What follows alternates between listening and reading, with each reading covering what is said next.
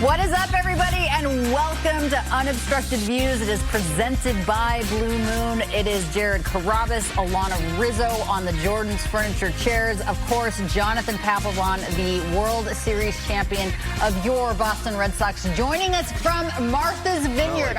The changeup's still not there. Yes, he's going deeper into starts, and yes, he's having success. And there's my boy, TS10, Pap. Get the party started, TS10.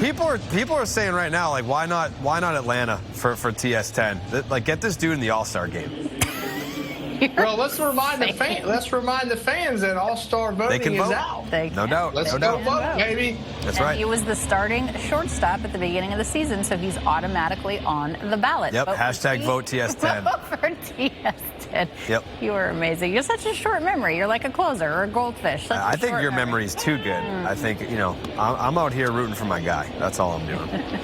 Pap, what's more important to you? We can wrap up the conversation on Bayo in a second here, but what's more important for you, the command and the conviction in the two-seamer or the changeup? Well, they're both pretty important.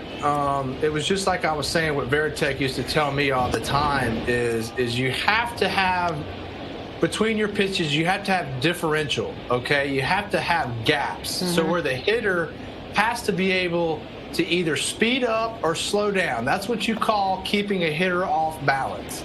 And so there were times where my split finger was way too hard, like 87 to 88 miles an hour, and it would be getting hit. And I'd go up to Veritek, and I'm like, why is my damn split finger, I'm throwing it harder than I ever have, should be more action on it, why is it getting hit? It's because he would say, you're throwing it too hard. You need to have these hitters be able to have to switch gears on it. So then what I did was I took my fingers and I just spread them out even more to get a more chokehold on that grip of that baseball. And it took my success to a whole nother level once I was able to do that. Now, you're talking about 88 on that pitch, but you also shot 88 on the course today. What is it about you and 88, and how was your day today, by the way?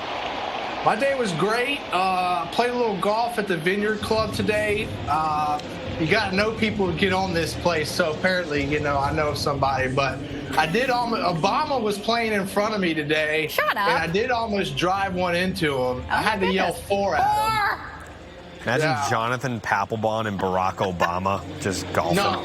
No, we were not in the same group. No, we understand, but you almost... You were there at the same time. That's enough for me. That's crazy. Yeah, did you ask them to play through because they were slow, or you just have, like, really long drives?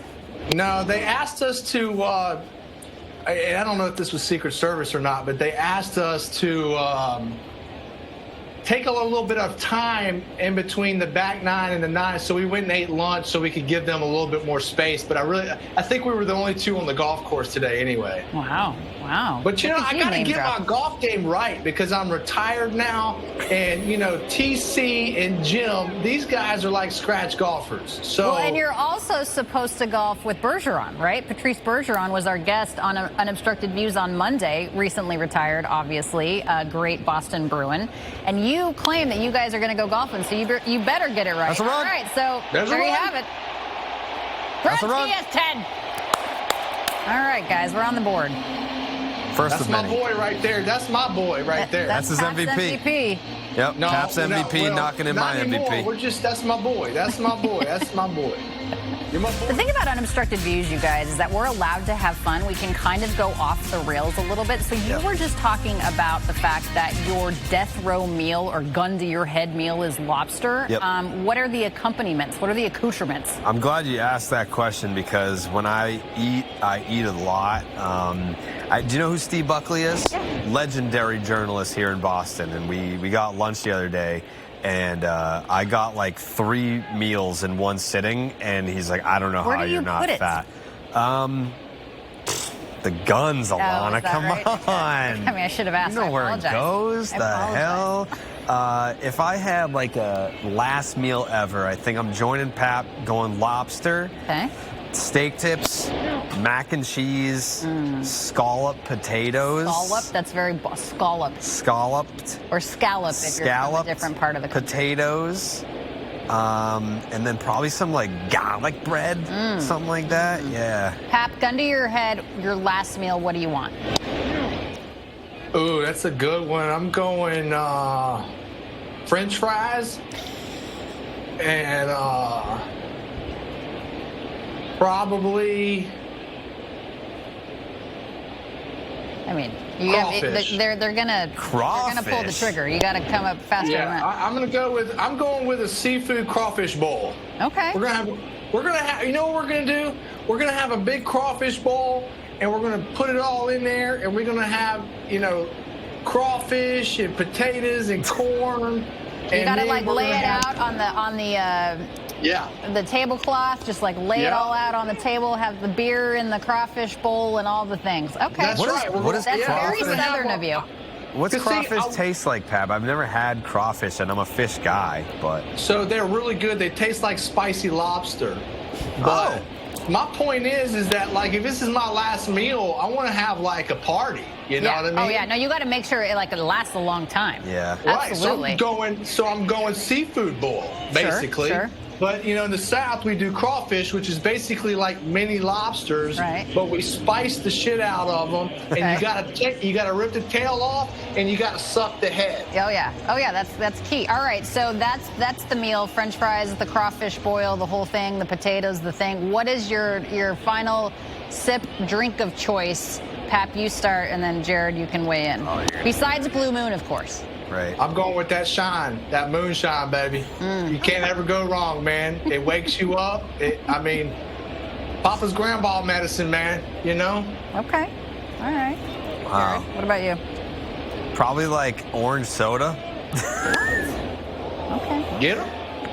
Yeah, I think if I had one last thing that I could drink. Fanta? What are you drinking? Crush. Orange Crush? Yeah, probably a Sunkist or a Crush. One of the two. I wouldn't be disappointed with either. Oh, okay. Yeah. Alana, I will say that a lot of people do nowadays put Blue Moons into their seafood boils. Oh, for sure. When they do boil. Oh, yes, absolutely. Yeah, you put the beer in there. Absolutely. Yeah, it's become very popular, that's very especially common. with the Blue Moon. Yes. All right, well, thanks both of you for asking, which you didn't, but it's fine. So my last meal would be my mom's, it would be Cuban food. My mom is Cuban. So I would either do vaca frita or ropa vieja, but I would also have lobster and steak. Wait, or Alaskan king crab legs, too. Ooh. Well, so can you explain to me what this is? Yeah, so vaca frita is basically skirt steak, and it's kind of like fried meat, and it's just very thinly stripped, and it's fried with onions and garlic. And if you're Cuban, it's always onions and garlic, right? This ball's about to get crushed. What? I said this ball's about to get crushed. Oh. And then ropa vieja, literally translated, means old clothing, which doesn't sound appetizing, but it's like that strip steak also, but it has sauce and all the things. It's sauce. I love Cuban food. My mom's Cuban, whatever. During COVID, I learned how to make it all. Look, I do too. When we would go to Miami and play, Little Havana. Yep, you go to Versailles on Calle Ocho. I bet you that's where you went. Yeah. I bet you went to Versailles. Yes. Yes, sir. I know. I know. It's the best spot there. It's like home cooking. It's like home, you could get it out of your home. No, it's awesome. It's awesome. As far as drink is concerned, it'd have to be some really good red wine, either sea smoked Pinot Noir. I like Jack Winery for obvious reasons. Red wine.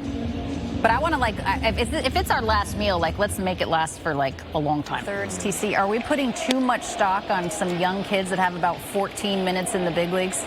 Oh, yeah. Yeah, we are.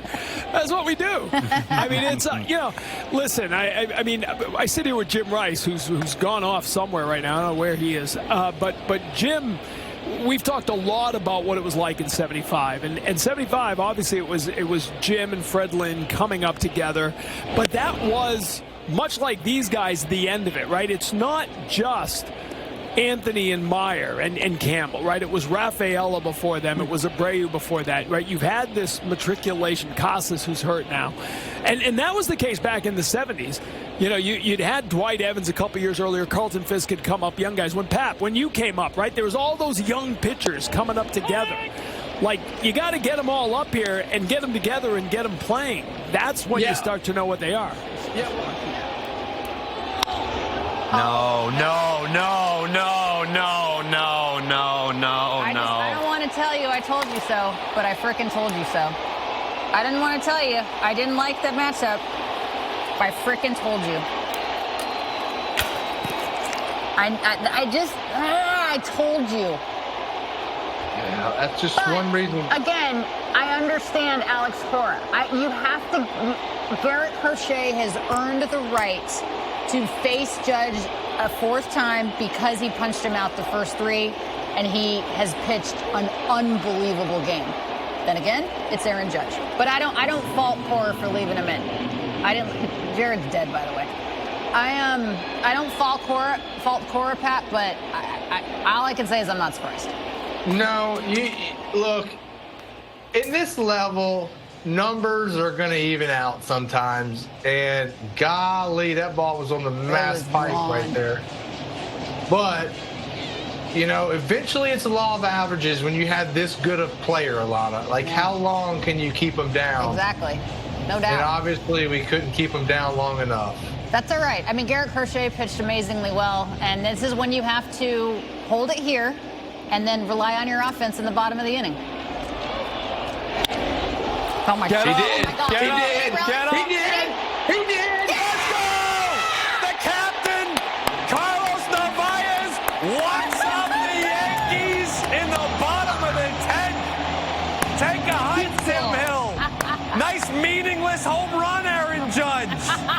Garrett Crochet dominates the Yankees. Good night, folks. Good night, They can't folks. beat Good us. night. The Yankees can't beat us. Smell you later.